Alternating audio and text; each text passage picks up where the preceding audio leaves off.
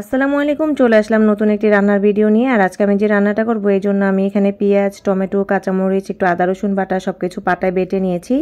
তো আজকে আমি মাছগুলো রান্না করব। আর মাছের মাথাটা দেখতে পাচ্ছেন, আমার ছোট মেয়ে মাছের মাথা খুব পছন্দ করে, তো এই জন্য মাছের মাথাটা দিলাম। আর এখানে হচ্ছে যে আমি তেল চুলার মধ্যে পাতিলে দিয়ে তারপর কিন্তু এখানে যে আমি মশলাগুলো বেটে নিয়েছি সেগুলো দিয়ে খুব ভালোভাবে নেড়ে চেড়ে নিচ্ছি।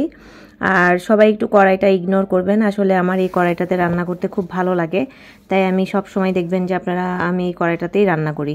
তো এখন আমি তেলের মধ্যে বাটা মশলাগুলো ভেজে নিয়ে তারপর একে একে অন্যান্য মশলাগুলো দিয়ে দিচ্ছি। তো এখানে আমি হলুদ, মরিচের গুঁড়া, লবণ এগুলো দিয়ে দিলাম। আর আদা রসুন বাটা তো বললাম যে আগেই দিয়েছি। আর সবসময় আমার সবগুলো রান্নাতে দেখবেন আপনারা আমি জিরার গুঁড়া ব্যবহার করি, তো এখানে আমি জিরার গুঁড়া আর ধনিয়া গুঁড়া দিয়ে খুব সুন্দরভাবে নেড়ে চেড়ে নিচ্ছি। মশলাটা খুব সুন্দরভাবে কষিয়ে নিলে খাবারটা কিন্তু খেতে খুব ভালো লাগে রান্নাটা।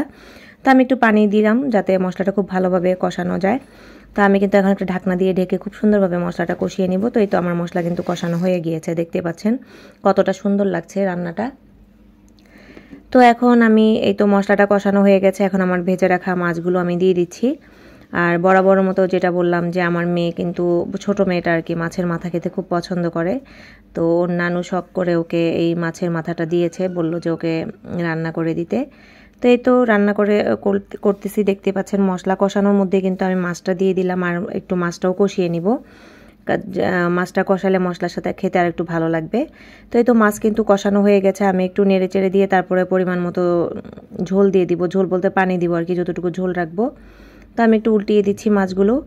আর খুব ভালোভাবে কিন্তু আমি কষিয়ে নিয়েছি। আর আজকের মশলাগুলো কিন্তু আমার সব পাটায় বাটা, আপনারা এইভাবে ট্রাই করবেন, দেখবেন যে খেতে কিন্তু খুব ভালো লাগবে।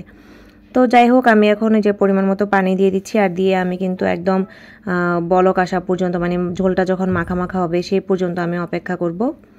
তো কাঁচামরিচটা আর আমি এক্সট্রা দিইনি, কাঁচামরিচটাও কিন্তু আমি বেটে নিয়েছিলাম। তো এখন আমি নেড়েচেড়ে একদম ঢাকনা দিয়ে ঢেকে বলক আসা পর্যন্ত অপেক্ষা করছি। তো আর সবগুলো রান্না আপনারা একটু ঢাকনা দিয়ে ঢেকে রান্না করার চেষ্টা করবেন, কারণ ঢেকে রান্না করলে খাবারের পুষ্টিগুণ অনেক ভালো থাকে। তো এই তো দেখতে পাচ্ছেন যে আমি মাছগুলো কিন্তু তরকারিটা কিন্তু বলক চলে আসছে, আর খুব বেশি নাড়াচাড়া করা যাবে না, এতে করে কিন্তু মাছগুলো ভেঙে যাওয়ার সম্ভাবনা থাকে। তো দেখতে পাচ্ছেন আমার কিন্তু অলরেডি মাছটা রান্না করা হয়ে গিয়েছে, ভুনা ভুনা করেছি। তো আপনাদের কাছে কেমন লেগেছে অবশ্যই কমেন্ট করে জানাবেন। আর আমার যদি কোনো ভুল ত্রুটি হয়ে থাকে অবশ্যই আপনারা ক্ষমা দৃষ্টিতে দেখবেন। তো আমার রান্না কিন্তু হয়ে গিয়েছে, আর খুব সুন্দর রান্না হয়েছে মাশাআল্লাহ। মাছটা যেমন সুন্দর রান্না হয়েছে তেমন কিন্তু খেতেও হয়েছে। আর আমি এখানে কিন্তু এক্সট্রা কোনো ফিল্টার ব্যবহার করিনি, একদম ইউনিক যে রান্নার কালারটা এসেছে সেটা আপনাদের সাথে শেয়ার করেছি। তো ভিডিও যদি ভালো লেগে থাকে অবশ্যই শেয়ার করে দিবেন, আর সবসময় আমাকে ভালোবাসা দিয়ে আমার পাশে থাকবেন। তো সবাই ভালো থাকবেন, সুস্থ থাকবেন, আল্লাহ হাফেজ।